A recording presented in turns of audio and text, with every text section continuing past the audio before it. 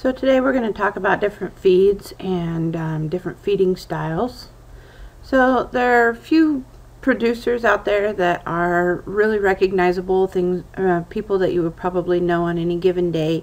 Nutrena, Purina, Triple Crown, Stanley Hay Company. These are all really big feed producers. They ship feed all across the country, and they have nutritionists working for them that actually work to formulate these diets, to do research. They have research facilities. These places are really at the top of the game as far as, quality feeds and knowing what your horse needs. Now there are many smaller ones, such as CHS, which is a feed company out of Montana, and Tribute, I believe, is out of Kansas. And not to say that these companies are not good companies. They probably are, and they probably have quality feed. But the bigger producers are the ones that have the research to back up what they're saying and to know exactly what the animal needs. I'm not saying that that information is not available to CHS or Tribute. It's just that Nutrena and Purina and Triple Crown, those types of people, they actually hire on nutritionists to do this type of work.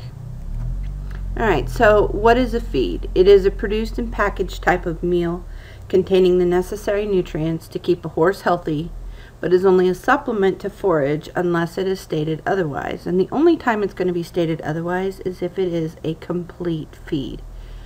Alright, so a feed is basically going to be a supplement for if your horse is in training. You can't get enough hay into him to meet his energy requirements, and so you need to add something to it. There are many different types of feeds, as you're going to see as we go through this. Alright, so one group of feeds that are out there are mare and colt, or like junior feeds. These are for young horses and pregnant mares. And when I go through these feeds, I'm just going to give you generalizations on their contents. They will vary from producer to producer, and some of them feed specifically for a different thing. But on a general level, mare and colt feeds are going to be pretty high in protein, 14 to 16%. They're going to be high in lysine, calcium, phosphorus, vitamins A, D, and E. And why are they going to be that? Well, because in the last trimester of pregnancy, when your horse is going to need her energy, when her energy requirement goes up and needs extra energy, she's also going to need the extra protein and the minerals for that baby growing inside her. And because she's also pregnant, she's going to have extra fluid inside of her, and the potassium in her body, the requirements are going to go up. So again, they're high in lysine, calcium, phosphorus, potassium, vitamins A, D, E, and E. So we're going to look at the two that actually say mare and foal here on a feed comparison. You can see that they both have 16% protein. Look at their lysine contents. They're very close. Then they go through methionine and threonine, which are, of course, our second and third limiting amino acids. Then they have crude fat, fiber, starch. Now the starch thing is relatively new, mostly because if you have a horse that's in pretty good shape, they need a little bit of extra, but they don't need the starch because maybe they're overweight or they've had a history of foundering, or for whatever reason. The starch is actually a new deal, and having that percentage in there is very good for knowing what your horse is eating. So you see here that the Vitality mare and foal has 30% starch. So 30% of this feed is readily available energy in the form of starch, which is broken down in the stomach and absorbed into the small intestine quickly for energy. Now, if you look over here at the Safe Choice, then the starch over there is 17%. It's almost half, which means there's not as much readily available energy in it. Now, then we go to look at the fiber. The fiber is maximum of 15 in the Safe Choice, and it is a maximum of 10 in the Vitality. Now, the difference here is that the horses are both getting energy from these feeds, But in the Vitality, they're getting it in the form of readily available energy in the starch, not as much from the fiber, whereas in the Safe Choice, they're getting the energy from the fiber instead of the starch. It makes for definitely feeding your horse that has previously foundered or colicked a lot safer to feed than it would be with the Vitality. Both of these feeds are made by Nutrena. So again, it's one of the producers that has the nutritionists on hand and do all their own research and whatnot. You will see down at the bottom also of this Smart Safe Choice that they have Lactobacillus acidophilus, Lactobacillus casei. All of those bacteriums, those are probiotics and prebiotics, and those are good for the digestive system. As we go into just the growing feeds here, I did put a comparison up of these. You'll see that they're 14.5% or 14% protein, and that's because growing horses need a lot of protein, but you don't want them to grow so fast that their bones can't keep up with it, so you want to keep it a little lower than the pregnant mare. Of course, foals and weanling also grow slower than a fetus in the last trimester of pregnancy as well, and that's something to keep in mind. If you look here, the lysine is exactly the same between the Triple Crown and the Purina. They have fat levels in here that are way different. The Equine Junior has 5.5% fat, whereas the fat in the Triple Crown is 10%. What is fat again? It is energy. So he's feeding for energy to grow. Okay, so it's just kind of interesting to see these. Now, if you look at the calcium minimums and maximums on these feeds, they're also quite different. The Junior has quite a bit higher minimum of calcium than the Triple Crown does, but they have relatively the same maximum in there. And again, with the phosphorus, their minimum is pretty comparable. Alright, so when would we feed mare and colt feeds or junior feeds? Most of the time, your mares and colt feeds or your junior feeds are going to be fed to any of your mares in the last trimester of gestation, and generally up until your horse is about a long yearling. These feeds are formulated for them for that long. So why would we feed a foal or a weanling or any other type of horse a feed like this? Why wouldn't we just leave them on pasture? Well, if you have a young racehorse, you have a young halter horse, you have a young reining horse, you're getting ready for the 2- and 3-year-old futurities, any of those reasons, you want that horse to grow faster than it would just on pasture. You also want it to be in prime shape for when he does start training and showing. And so feeding a feed like this will ensure that your calcium and phosphorus balance is correct, that you're feeding enough protein, and that he's still getting enough energy to grow as well as lay down the bone or develop muscle. Okay, so those are some reasons to feed your young horse or pregnant mare feed. Also, if you have a foal that maybe has just not been a real hardy foal, you know, he's been kind of a poor doer, feeding him sometimes some of these junior feeds, he'll give him a little bit of an edge to catch up with the other foals. Again, just a few of the reasons why you might want to feed these feeds. Alright, so the next class that we have here is the maintenance, and generally they go anywhere from 10 to 14% protein, although generally staying on the lower end. They're going to be high in fiber to keep those guts moving. A maintenance feed is for those horses that aren't doing anything. They're not in training, they're not growing, they're just pasture ornaments and need to maintain their weight. Okay, they're generally going to be lower in fat because this horse doesn't need much energy, and they're going to be just adequate in the vitamins and minerals to make him healthy, not giving him any kind of extra edge for competition or anything like that.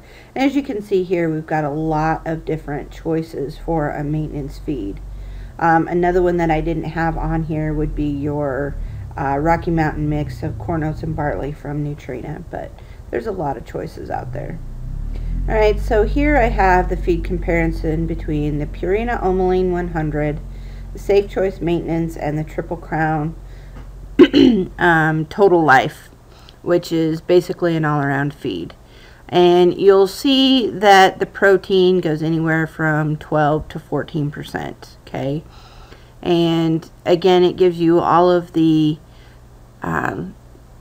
fat, the amino acids, calcium, and phosphorus, but this is basically so that you know what your horse is getting for his daily life. This is just to keep him functioning, maintaining weight. If you need for him to gain weight, you can feed the higher end of the recommended dosage, and this will help your horse gain weight. But this is, again, just for him to stay the way he is. Maybe he's not on pasture and can keep putting feed into him. He's on a dry lot because you have small acreage, so you need something to, besides your hay that you got last year, to help him maintain some weight. Alright, again, so feeding for what ages and stages. Maintenance feeds can be fed pretty much across the board. You can adjust it for any life stage or age and get adequate nutrition into your horse, okay? For how long? Indefinitely. You could feed a maintenance horse for forever on this, as long as his weight is healthy. Now, you don't want that horse to be getting too fat. And again, if they're too thin, then you can add more to make them gain weight. But you don't want a fat horse. Feeding, why would we feed a maintenance feed? Again, maybe you don't have the acreage for pasture time. Maybe he's just a poor doer. Maybe you had a race horse that you're now rehabilitating, and those horses, they don't really hold their weight very well. They're not used to it. They're stressful all the time, and they may need a little extra boost to keep the weight on them. There are many reasons. A horse that is coming back from an injury may need a little maintenance feed to help keep him healthy while he's recovering. Different things like that. So there are lots of reasons to feed a maintenance feed. Now, for training and performance or competing feeds, they're basically all the same thing, okay?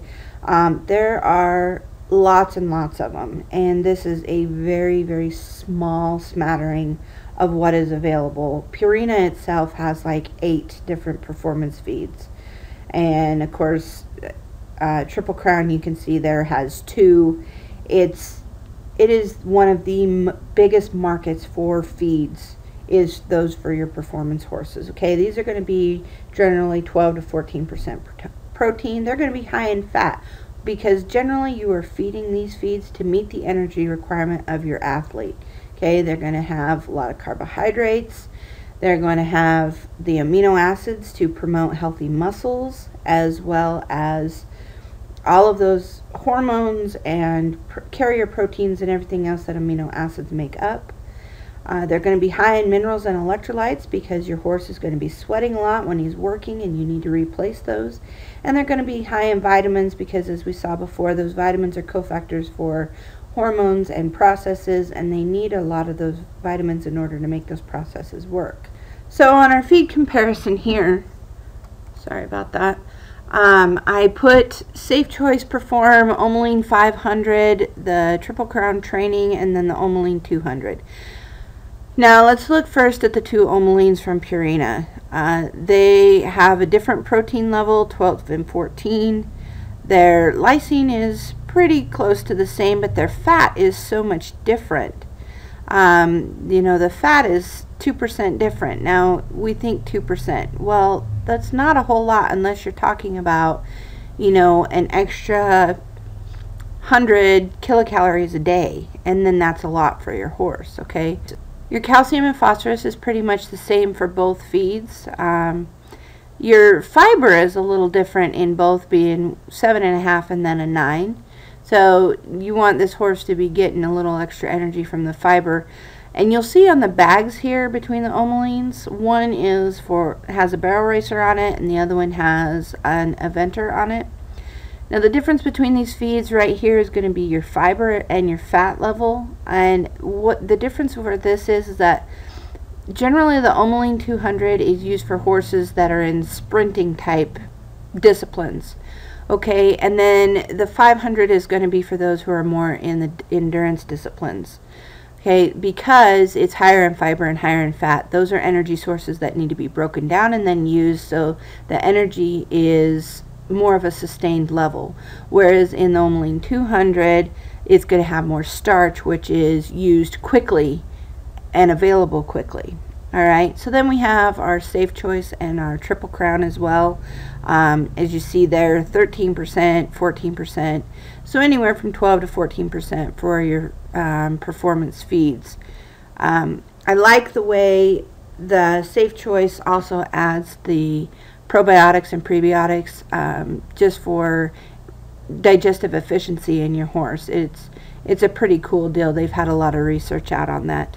So those are your performance feeds. Now again, what ages and stages are we going to feed these feeds? Well, if you've got that 2-year-old that is going to go to the NBHA Futurity in 6 months, you know, you're going to be feeding him a performance feed. However, NBHA is a barrel horse, so you're probably going to be feeding him the 200 because he needs energy quickly for the sprints.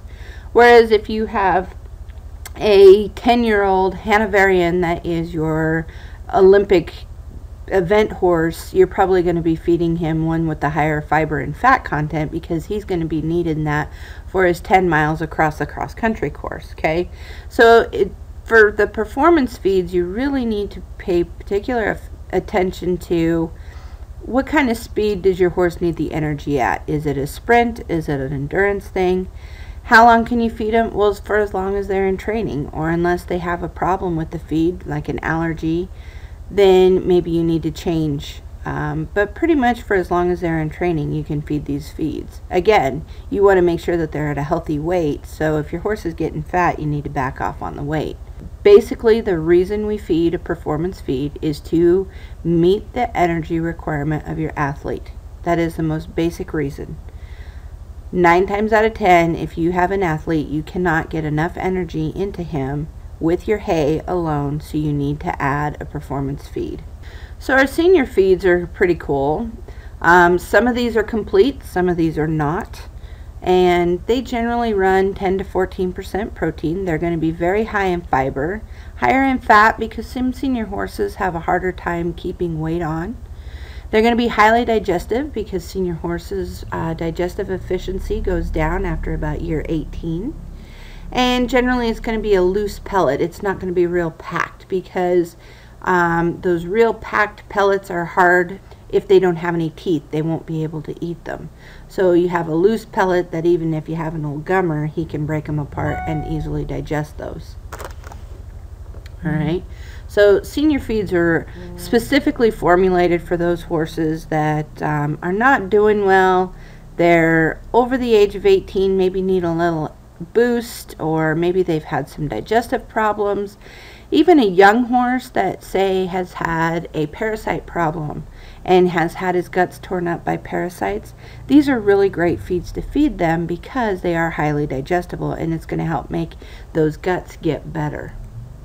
Alright, so our feed comparisons of our senior feeds, all of these are at a 14% protein level, okay? They're going to be lower in your lysines, and some of them are high in fat, some of them are not. Now, if you take a look at your Equine Senior from Purina, it's only 5.5% fat. Then you come up here and you look at the Safe Choice, and it's 8%. The Triumph is only 5%. And then you come up here to the Triple Crown, and it is 10% fat. So again, when you're feeding your senior horse, you kind of want to look at, well, how is he doing and what exactly does he need? So what ages and stages? Again, mostly this is going to be for your horses over 18, where their digestive efficiency has gone down. They just need a little bit of an extra boost. They're not doing as well keeping weight on because it's just hard for them to digest everything. However, any kind of a horse who has had any kind of digestive upset, a horse that's had a bout of colic, a horse that has had a parasite problem, horse that's had diarrhea for a long time and survived it. These horses all need those highly digestible, readily available nutrients from a senior feed. So it doesn't have to be a senior horse. Now, for how long do you feed this? Well, if it's a younger horse, you know, until he's doing well, and then you can quit because senior feeds are expensive and you don't want to have to feed this young horse senior feed for the rest of his life. Now, an older horse, if they don't have any teeth, you're going to be feeding it to them for a while because it's pretty much the only thing they can eat. And the cool thing about the senior feeds too is that they can be wetted down with water to make kind of a soup, and any of those horses that don't have any teeth at all can live perfectly healthy lives by slurping up their dinner and doing great. I've seen a 38-year-old horse eat her feed exactly in that way, and she was fat, sassy, and happy, but had absolutely no teeth and had to literally slurp her dinner. Again, so why are we feeding senior feed? For low digestive efficiency, because he's poor doing, he doesn't have any teeth, or they've had some kind of a digestive upset and need the easily digestible nutrients. Specialty feeds are becoming more and more common. As you can see here, Purina has one which is a low starch, another one for weight control. The Safe Choice Special Care is also a low starch, and then you see the Triple Crown down here that is a low starch as well. These are basically for horses that need a little bit of extra care. You've had a horse that has foundered in the past. He needs a low starch diet, but he can't be out on grass. You have to be careful with what kind of hays he's eating, so you feed him a low starch feed and he does great. Okay, a weight control. This would be you are taking your horse and putting him on the crappiest hay possible just for the fiber content. Feed him a little bit of the weight control. It's not going to add any energy to him, but it will give him the vitamins and minerals that he needs that he's not going to get out of that crappy hay. Okay, those are some reasons to feed specialty feeds. Now, a complete feed. The difference between a feed and a complete feed is that it includes the forage content. So you could feed this as a feed. You would not have to feed hay with this feed because the forage content is in there. That's really cool. Simply because if you are traveling to a bunch of shows or barrel races or competitions and you don't have room to haul around a bunch of hay, you can pack 5 or 6 bags of complete feed into your horse trailer. It'll still take up less room than 3 or 4 bales of hay, and it'll last you, 2 or 3 days per bag, and then your horse is getting everything that he needs in that feed. So these are generally from a 10 to 14% protein. Again, it includes the forage. They're highly digestible, easily broken down, and sometimes the senior feeds are considered complete. Alright, so the Triple Crown senior feed is considered complete because it does have the forage content in it. So here's our feed comparison on our complete feeds. We have here a Triumph Complete from Nutrena and the Triple Crown, and they're both at 12% crude protein. The lysine content is kind of different in both of these, so again, you kind of want to know which you need. If you've got a younger horse that you're really working hard, maybe you want to feed the higher lysine content. Okay, the fat content between the two is extremely different. 3.5% with the Triumph compared to 12% with the Triple Crown. Again, you might want to be feeding your younger, more hard-working horse the Triple Crown than the Triumph. The Triumph is probably more going to be like a maintenance feed for your senior horse who doesn't have much teeth. Again, because it has the forage content in it. On to supplements, one of my favorite topics. Why would we supplement a horse? Well, we supplement a horse if we think or we know that he is missing something in his diet. Now, the one thing you have to know with supplements is there is a supplement for pretty much everything out there. From the guts to the eyes to the teeth to color enhancements. Those supplements can be found anywhere and everywhere. However, most supplements are fairly expensive. And when I say expensive, I mean that they're adding to your daily cost of owning a horse, okay? There's some supplements that are out there for, you can feed your horse for 28 cents a day. And then you can go all the way up to $4 and some odd cents a day for your supplement. So depending on your particular financial situation, you can find a supplement for anything that you need or want. So you have to take your economics into account when you think about supplementing your feed. Now, do all horses need supplements? No, not necessarily. If you've got a really good quality hay and you've got a good quality feed, one that you can trust, your horse should never need a supplement.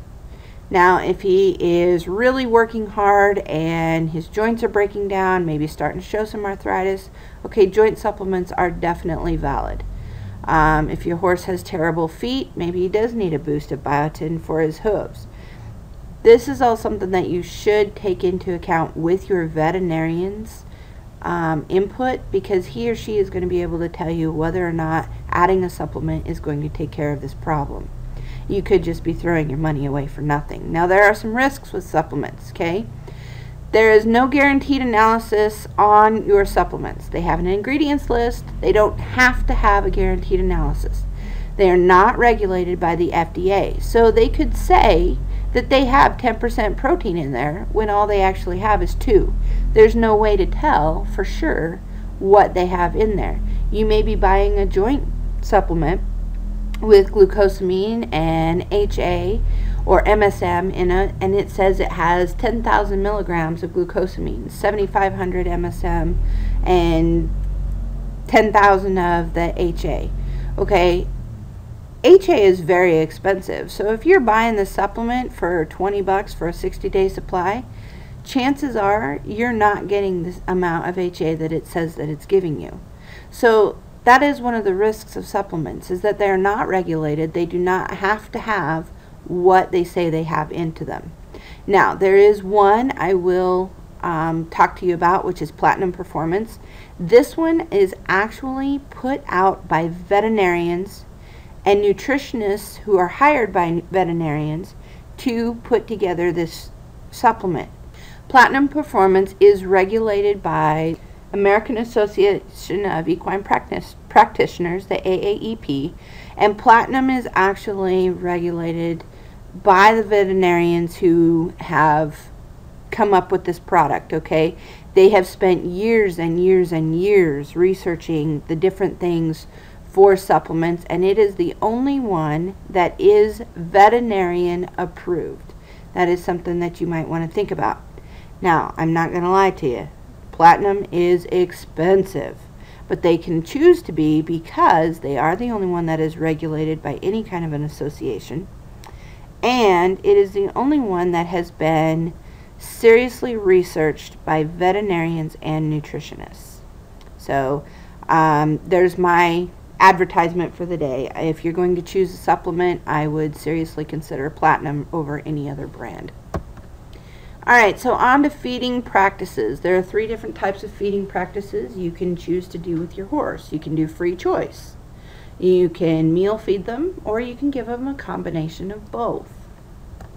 Okay, so free choice is obviously going to be pasture. Well, the pros or the cons of pasture. If they're out on pasture all the time, they could get fat, right? Because there's nothing regulating their intake. Also, in early spring, especially in the north up here where we have such a drastic difference between live, fresh grass and dead, no grass, your horse has a higher risk of foundering on the fresh grass. Okay, so that is definitely a risk there. However, the pros are that your horse is out moving, using those joints. His digestive tract has something in it at all times, so he's not as prone to any kind of vice or ulcers, and lower risk of colic as well. Alright, so pasture is a really good way, and let's be honest, that's the way they were made, right? Another choice for free choice feeding is for a round bale. Let your horse have access to hay 24/7. And the pros of this is that obviously they're eating all the time, and so that digestive tract is healthier, leaving them again at less risk for vices or ulcers. The cons of it is it can be expensive, and horses tend to waste quite a bit, so if you can come up with a way to minimize your wastage, that's a better deal. Another pro for your round bale is it's not going to be fresh grass. They are less likely to founder from it. They're less likely to be obese from it because it's going to be hay, which is going to be lower in the starch content. Generally, your round bales are grass hay rather than alfalfa, again contributing to a little bit lower weight. Those are good choices for free choice feeding. So if you have to meal feed your horse, you can do it 2, 3, 4, 6 times a day. You can do it more than that if you have somebody to do it for you. Of course, more than 6 times a day, then you're basically going to be feeding the horse all day long and not have any other job as well. And the way you can do this, you can have a body physically feeding your horse this many times a day, or they do make electronic feeders. Now, if you use the electronic feeder, it's probably wise to use a complete feed so that they have the forage content as well as the concentrate, just to keep those guts moving and avoid the risk of founder or colic. But that is a good way to do that. Now, obviously, the more times you feed, the less you have to feed at one time, and the less likely your horse is going to have cervices or colic, because he's going to have food in his stomach or in his intestines and digestive tract more often than he would if he's only fed 2 times a day. There are different ways to do this. You can do it in a high feeder, a low feeder, or some people don't even have any feeders, or a hay net. So there are different things that you can do as far as feeding your horse with meals. Now, a high feeder, those are great. You have less wastage because your horse is keeping his head over the feeder most of the time. He's not going to be losing it on the ground and wasting your feed. The problem with a high feeder is that those horses do not stretch their back and abdominal muscles when their head is up. And in the grazing position, they were designed to stretch the neck and the back and the abdominal muscles while they are feeding on the ground.